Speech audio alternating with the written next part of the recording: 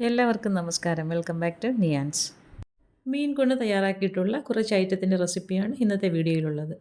ആദ്യം നമുക്ക് ചൂരമീനിൻ്റെ അച്ചാറും അതിൻ്റെ തന്നെ മുട്ടയുടെ തോരനും വയ്ക്കാം. ഇതെങ്ങനെയാണ് തയ്യാറാക്കുന്നത് നോക്കാം.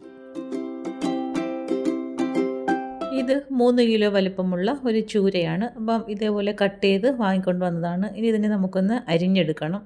അപ്പം അച്ചാറൊക്കെ ഇടാനായതുകൊണ്ട് തന്നെ വളരെ ചെറുതായിട്ട് വേണം ഇത് അരിഞ്ഞെടുക്കാൻ. അപ്പം നമുക്കിനി മീനെല്ലാം ഒന്ന് അരിഞ്ഞെടുക്കാം. അച്ചാറിടാൻ മീൻ എടുക്കുമ്പോൾ നമ്മളെപ്പോഴും കേരച്ചൂര് തന്നെ ചോദിച്ച് വാങ്ങണം. അപ്പോൾ അതാ ഈ ഒരു വലിപ്പത്തിൽ ഇതിനെ എടുത്ത് വെച്ചിരിക്കുന്ന എല്ലാം ഒന്ന് മുറിച്ചെടുക്കാം. ഇപ്പോൾ അതാ ഈ മീനെല്ലാം മുറിച്ചെടുത്ത് വെച്ചിട്ടുണ്ട്. ഇനി നന്നായിട്ട് ഇതൊരു 3-4 തവണയൊന്ന് കഴുകി വൃത്തിയാക്കി എടുക്കാം. കഴുകിയതിന് ശേഷം വെള്ളം നന്നായിട്ട് വാർന്നു പോകാൻ വേണ്ടി ഇതേപോലെ ഒരു ഹോളുള്ള പാത്രത്തിലേക്ക് ആക്കി കൊടുക്കണം. വെള്ളം നന്നായിട്ട് വാർന്നു പോയിട്ട് വേണം നമുക്കിതിലേക്ക് മസാല പുരട്ടിയെടുക്കാൻ. മീനെല്ലാം ഇതേപോലെ ഇപ്പം കഴുകി വൃത്തിയാക്കി എടുത്തിട്ടുണ്ട്. ഇനി നന്നായിട്ടൊന്ന് വെള്ളം വാർന്ന് കിട്ടട്ടെ. പിന്നീട് നമുക്ക് ഇതിലേക്ക് മസാല പുരട്ടി കൊടുക്കാം.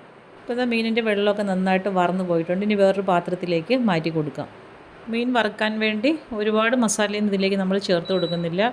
കുരുമുളക് പൊടിയും മഞ്ഞൾപ്പൊടിയും ഉപ്പും മാത്രമേ വറുക്കാൻ നേരത്ത് ചേർത്ത് കൊടുക്കുകയുള്ളൂ. പിന്നീട് നമുക്ക് അച്ചാറിടുന്ന സമയത്ത് ഇതിലേക്ക് മസാലകളൊക്കെ ചേർത്ത് കൊടുക്കാം. ഇപ്പോൾ അത് ആവശ്യത്തിനുള്ള ഉപ്പ് ഇട്ട് കൊടുക്കുന്നുണ്ട്.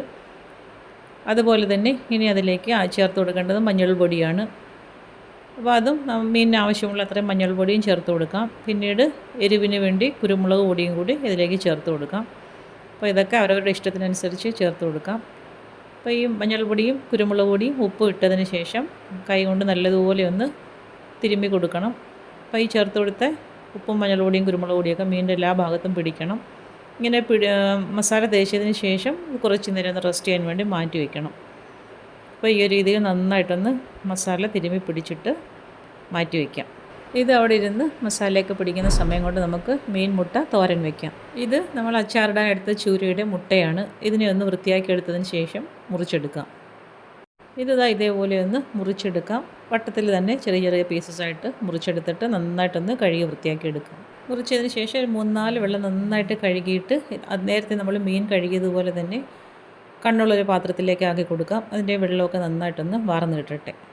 ഇനി ഇത് വെക്കാനുള്ള പാത്രത്തിലേക്ക് വെളിച്ചെണ്ണ ഒഴിച്ചു കൊടുത്ത് നന്നായിട്ട് ചൂടായി വരുമ്പോൾ അതിലേക്ക് കടുക് ഇട്ട് കൊടുക്കാം. കടുക് പൊട്ടി വരുന്ന സമയത്ത് ഒരു 2 പച്ചമുളക് മുറിച്ചതും കൂടി ചേർത്ത് കൊടുത്തൊന്ന് വഴറ്റി കൊടുക്കാം. ഇനി ഇതിലേക്ക് ചേർത്ത് കൊടുക്കുന്നത് ചുവന്നുള്ളിയാണ്. ഒരു കൈപ്പിടി നിറയെ ചുവന്നുള്ളി ചെറുതായിട്ട് അരിഞ്ഞതും കൂടി ഇതിലേക്ക് ചേർത്ത് കൊടുക്കാം. ഇനി എല്ലാം കൂടി നന്നായിട്ടൊന്ന് വഴറ്റിയെടുക്കണം. ചേർത്ത് കൊടുത്ത ചുവന്നുള്ളി എണ്ണയിൽ കിടന്ന് നന്നായിട്ടൊന്ന് വഴണ്ട് മൂത്ത് വരാറാവുന്ന സമയത്ത് നമുക്കിതിലേക്ക് ഇനി കുറച്ച് വെളുത്തുള്ളിയും കൂടി ചേർത്ത് കൊടുക്കാം. 4-5 അല്ലി വെളുത്തുള്ളി അതും ഇതേപോലെ ചെറുതായിട്ട് അരിഞ്ഞിട്ട് കൊടുക്കാം. അതിൻ്റെ കൂടെ തന്നെ ഒരു ചെറിയ പീസ് ഇഞ്ചി ചെറുതായിട്ട് അരിഞ്ഞതും കൂടി ഇട്ട് കൊടുക്കാം. ഇനി ഇത് രണ്ടും കൂടി നല്ലതുപോലെ ഒന്ന് വഴറ്റി കൊടുക്കാം. ഇഞ്ചിയും വെളുത്തുള്ളിയൊക്കെ ചെറിയ ചെറിയ പീസസായിട്ട് അരിഞ്ഞാണ് ഇട്ട് കൊടുത്തിരിക്കുന്നത്. ഇനി അതിൻ്റെയൊക്കെ പച്ചമണം മാറി വരുന്ന സമയത്ത് നമുക്കിതിലേക്ക് മസാലകൾ ചേർത്ത് കൊടുക്കാം. ഇത് 1/2 ടീസ്പൂൺ മുളക് പൊടിയും ചേർത്ത് കൊടുക്കുന്നുണ്ട്. അതിൻ്റെ കൂടെ തന്നെ ഒരു 1/2 ടീസ്പൂൺ കുരുമുളക് പൊടിയും കൂടി ചേർത്ത് കൊടുക്കാം. ഒരു നുള്ള് മഞ്ഞൾപ്പൊടിയും കൂടി ഇട്ട് കൊടുക്കണം. അതിൻ്റെ കൂടെ തന്നെ ഒരു 1/2 ടീസ്പൂൺ മല്ലിപ്പൊടിയും കൂടി ചേർത്ത് കൊടുക്കാം. ഇനി ചേർത്ത് കൊടുത്ത പൊടികളുടെയൊക്കെ പച്ചമണം മാറുന്നത് വരെ നന്നായിട്ടൊന്ന് മൂപ്പിച്ചെടുക്കാം. മസാല ഇട്ട് കൊടുത്ത് ഫ്ലെയിം നന്നായിട്ട് സിമ്മിലാക്കിയതിന് ശേഷം പൊടികളൊക്കെ ഒന്ന് മൂപ്പിച്ചെടുക്കാം. മസാല നന്നായിട്ട് മൂത്ത് വരുന്ന സമയത്ത് നേരത്തെ നമ്മൾ കഴുകി വൃത്തിയാക്കി വെച്ചിരിക്കുന്ന മീൻ മുട്ട ഇതിലേക്ക് ചേർത്ത് കൊടുക്കാം. ഇനി അതിലേക്ക് ആവശ്യത്തിനുള്ള ഉപ്പും കൂടി ഇട്ട് കൊടുക്കാം. ഉപ്പ് ഇട്ട് കൊടുത്തതിന് ശേഷം നന്നായിട്ടൊന്ന് ഇളക്കി കൊടുക്കണം. അപ്പോൾ ചേർത്ത് കൊടുത്ത മസാലയൊക്കെ ഇതിലേക്ക് പിടിക്കത്തക്ക രീതിയിൽ നന്നായിട്ടൊന്ന് ഇളക്കി കൊടുക്കാം. ഈ ഒരു രീതിയിൽ നന്നായിട്ട് ഇളക്കി കൊടുത്തതിന് ശേഷം ഇനി ഇതിലേക്ക് ചേർത്ത് കൊടുക്കേണ്ടത് ഒരു തക്കാളിയാണ്. മീഡിയം സൈസ് വലിപ്പത്തിലുള്ള ഒരു തക്കാളി വളരെ ചെറുതായിട്ട് അരിഞ്ഞ് ഇതിലേക്ക് ഇട്ട് കൊടുക്കാം. ഇനി വീണ്ടും നന്നായിട്ട് ഒന്നുകൂടി ഒന്ന് ഇളക്കി കൊടുക്കാം. തക്കാളി ഇട്ട് കൊടുത്ത് നന്നായിട്ട് ഇളക്കിയതിന് ശേഷം ഇനി ഇതിലേക്ക് ഒരു 1/2 കപ്പ് ചൂടുവെള്ളവും കൂടി ചേർത്ത് കൊടുക്കാം. ചൂടുവെള്ളം ചേർത്ത് കൊടുത്തതിന് ശേഷം വീണ്ടും നല്ലതുപോലെ ഒന്ന് ഇളക്കി കൊടുക്കാം. ഇളക്കി കൊടുത്തിട്ട് ഇനി നമുക്കിതൊന്ന് മൂടി വെച്ച് വേവിച്ചെടുക്കാം. വെള്ളം ചേർത്ത് കൊടുത്ത് നന്നായി ഇളക്കിയതിന് ശേഷം ഫ്ലെയിം മീഡിയത്തിലാക്കി മൂടി വെച്ച് കൊടുക്കാം. ഇടയ്ക്ക് തുറന്നൊന്ന് ഇളക്കി കൊടുക്കാം. ഈ ചേർത്ത് കൊടുത്ത വെള്ളമൊക്കെ വറ്റി മുട്ട നന്നായിട്ടൊന്ന് വെന്ത് കിട്ടണം. വെന്ത് കിട്ടിയതിന് ശേഷം നമുക്ക് നല്ലതുപോലെ ഇതിലിട്ടൊന്ന് മൂപ്പിച്ചെടുക്കാനുള്ളതാണ്. അപ്പോൾ ഈ ഒരു രീതിയിൽ ഇടയ്ക്ക് തുറന്നൊന്ന് ഇളക്കി കൊടുക്കാം. വീണ്ടും മൂടി വയ്ക്കാം. ഇനി ഒന്നുകൂടെ തുറന്ന് നോക്കിയതിന് ശേഷം നല്ലതുപോലെ ഇളക്കി കൊടുക്കാം. ഇനി മൂടി വയ്ക്കേണ്ട ആവശ്യമില്ല. ഇപ്പോൾ നന്നായിട്ട് വെന്ത് കിട്ടിയിട്ടുണ്ട്. ഇനി തുറന്നിട്ട് തന്നെ നല്ലതുപോലെ ഒന്ന് ഇളക്കി വെള്ളമൊക്കെ വറ്റിച്ചതിന് ശേഷം വെളിച്ചെണ്ണ ഒഴിച്ചു കൊടുക്കാം. ഇപ്പോൾ ഇതാ വെള്ളമൊക്കെ നന്നായിട്ട് വറ്റി വന്നിട്ടുണ്ട്. ഇനി നമുക്കിങ്ങനെ ഇടയ്ക്കിടയ്ക്ക് ഇളക്കി കൊടുത്തുകൊണ്ടിരിക്കാം. ഇനി ഇതിലേക്ക് കുറച്ച് മല്ലിയിലയും കൂടെ ചേർത്ത് കൊടുക്കണം. നന്നായിട്ട് വെള്ളം വറ്റി നല്ലതുപോലെ ഒന്ന് ഡ്രൈ ആയി വരുന്ന സമയത്ത് മല്ലിയില ചേർത്ത് കൊടുക്കാം. ഇപ്പോൾ ഇതാ വെള്ളമൊക്കെ നന്നായിട്ട് വറ്റിയിട്ടുണ്ട്. ഈ സമയത്ത് മല്ലിയിലയും കൂടെ ചേർത്ത് കൊടുക്കാം. അതിനുശേഷം വീണ്ടും നല്ലതുപോലെ ഒന്ന് ഇളക്കി കൊടുക്കാം.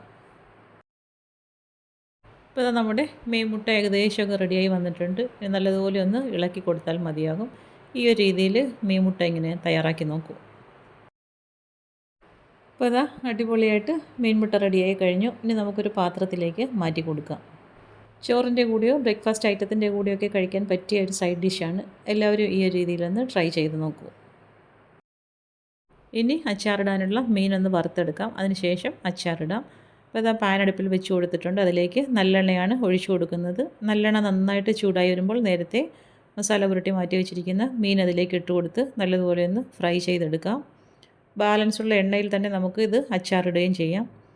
ഈ രീതിയിൽ മസാല പുരട്ടി വെച്ചിരിക്കുന്ന മീനെല്ലാം ഇട്ട് കൊടുക്കാം. ഇട്ട് കൊടുത്ത് ഒരുപാടിട്ട് മൂപ്പിച്ചെടുക്കേണ്ട ആവശ്യമില്ല. അങ്ങനെയാണെങ്കിൽ അച്ചാർ കുറച്ചൊന്ന് ഹാർഡായിട്ടിരിക്കും. മീഡിയം സൈസിലൊന്ന് ഫ്രൈ ചെയ്തെടുത്താൽ മതിയാകും. അപ്പോൾ ഈ രീതിയിൽ മീനെല്ലാം നിരത്തി കൊടുക്കാം. ഒരു സൈഡൊന്ന് മൂത്ത് വരുന്ന സമയത്ത് തിരിച്ചിട്ട് കൊടുക്കാം.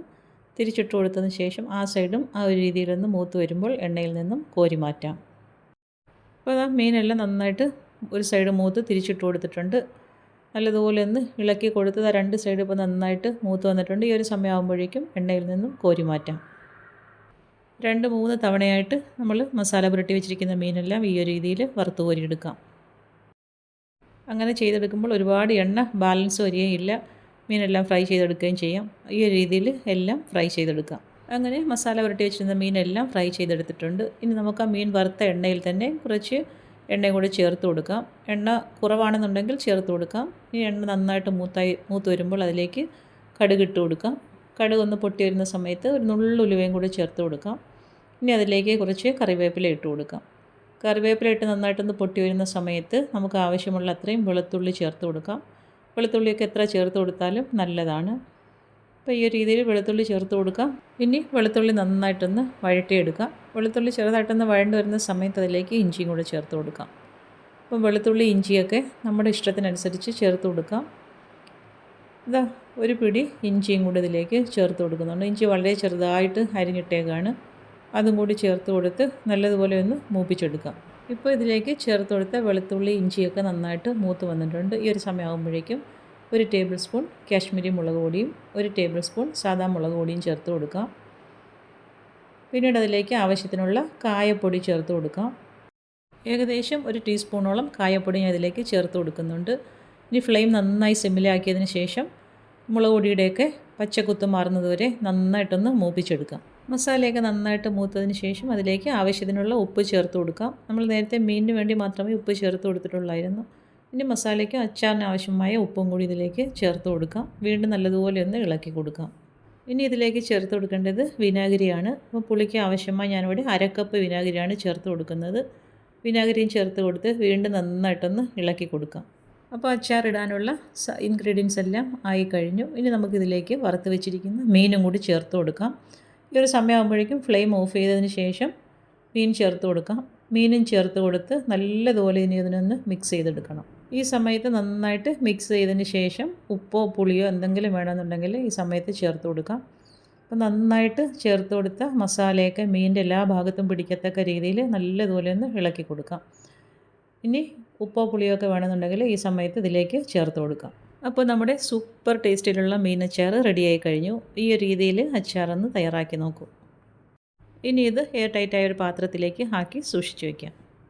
അടുത്തത് നെത്തോലി മീൻ കൊണ്ട് തയ്യാറാക്കിയിട്ടുള്ള 2 ഐറ്റമാണ്. അപ്പോൾ ഇത് രണ്ടും എങ്ങനെയാണ് തയ്യാറാക്കുന്നത്? നമുക്ക് ആവശ്യമുള്ള അത്രയും നെത്തോലി ക്ലീൻ ചെയ്ത് ഇതേപോലെ ഇഡ്ഡലി പാത്രത്തിൻ്റെ തട്ടിൽ വാഴയില നിരത്തിയതിന് ശേഷം അതിലേക്ക് വെച്ച് കൊടുത്ത് നല്ലതുപോലെ ഒന്ന് വേവിച്ചെടുക്കാം. വാഴയിലയില്ലെങ്കിലും കുഴപ്പമില്ല. ഇഡ്ഡലി പാത്രം എടുത്ത് അതിൻ്റെ തട്ടിലേക്ക് നിരത്തി വെച്ച് കൊടുത്ത് വേവിച്ചെടുത്താലും മതിയാവും. അപ്പോൾ അത് നെത്തോലി നന്നായി വെന്ത് കിട്ടിയിട്ടുണ്ട്. അതൊന്ന് തണുത്തതിന് ശേഷം നമുക്കൊരു പാത്രത്തിലേക്ക് മാറ്റി കൊടുക്കാം. നെത്തോലി എല്ലാം ഇതേപോലെ മാറ്റിയതിന് ശേഷം ഇതിൻ്റെ മുള്ള് ഈസിയായിട്ട് നമുക്ക് മാറ്റിയെടുക്കാൻ പറ്റും. ഇങ്ങനെ മുള്ളൊന്ന് മാറ്റിയെടുക്കാൻ വേണ്ടിയാണ് ആദ്യമായി ഒന്ന് വേവിച്ചെടുത്തത്. അപ്പോൾ ഇത്രയും നെത്തോലി നമ്മൾ മുള്ള് മാറ്റി കിട്ടിയിട്ടുണ്ട്. ഇനി അതിനെ രണ്ടായിട്ട് ഡിവൈഡ് ചെയ്ത് 2 ഐറ്റം ഉണ്ടാക്കാനായതുകൊണ്ട് 2 പാത്രത്തിലേക്ക് മാറ്റി കൊടുക്കാം. ഇത് നെത്തോലി വെച്ച് പക്കോട തയ്യാറാക്കാനാണ്. അതിനുവേണ്ടി നെത്തോലി പുഴുങ്ങിയെടുത്തത് നല്ലതുപോലെ കൈ കൊണ്ടുവന്ന് ഞെരടി ഉടച്ചെടുക്കാം. നെത്തോലി ഇതേപോലെ നന്നായി പൊടിച്ചതിന് ശേഷം അതിലേക്ക് ഒരു സവാള ചേർത്ത് കൊടുക്കാം. ഇത് ഒരു മീഡിയം സൈസ് സവാള നല്ലതുപോലെ കനം കുറച്ച് കട്ട് ചെയ്തെടുത്തതാണ്. കൈ കൊണ്ടുവന്ന് ഞെരടി ചേർത്ത് കൊടുക്കാം. പിന്നീട് അതിലേക്ക് 2 പച്ചമുളക് വളരെ ചെറുതായി കട്ട് ചെയ്തതും ഒരു ചെറിയ കഷ്ണം ഇഞ്ചി അതേപോലെ ചെറുതായി കട്ട് ചെയ്തതും 1/2 ടീസ്പൂൺ ലെമൺ ജ്യൂസും കുറച്ച് കറിവേപ്പിലയും ആവശ്യത്തിന് ഉപ്പും ഇട്ട് കൊടുത്ത് 1/2 ടീസ്പൂൺ മുളക് പൊടി ഇട്ട് കൊടുത്ത് നല്ലതുപോലെ ഒന്ന് കൈകൊണ്ട് മിക്സ് ചെയ്തെടുക്കാം.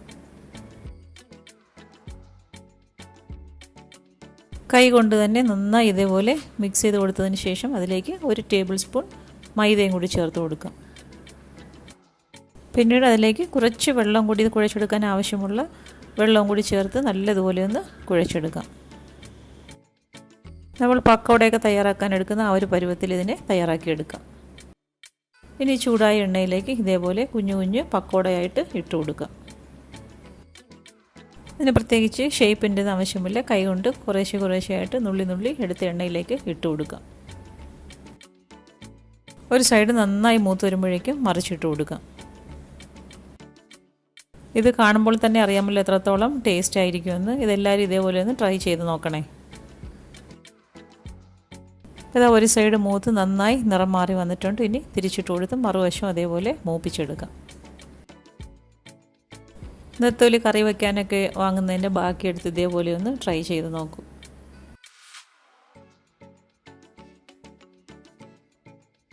നല്ലതുപോലെ കളർ മാറി ചുവന്ന കളറിലായിട്ടുണ്ട്. ഇനി ഇത് എണ്ണയിൽ നിന്നും കോരി മാറ്റാം. വൈകുന്നേരം കുട്ടികൾ സ്കൂൾ വിട്ട് വരുന്ന സമയത്തൊക്കെ ചായയുടെ കൂടെ തയ്യാറാക്കി കൊടുക്കാൻ പറ്റിയൊരു ഐറ്റമാണ്.